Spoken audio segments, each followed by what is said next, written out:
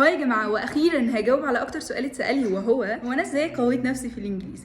ومن الستبس اللي فرقت معايا جدا هي ان انا بكتب اليوميات بتاعتي بالانجليزي، فبالتالي بدات ان انا افكر اصلا بالانجليزي في الحاجات اللي حصلت لي في اليوم او ايا كان، فبدا ان تفكيري يبقى بالانجليزي كويس، بدات اجمع كلمات اكتر، بدات ان انا قادره اكون جمل جوه دماغي اصلا، وبعد كده ابتدي ان انا اكتبها او اصيغ الجمل اللي في دماغي.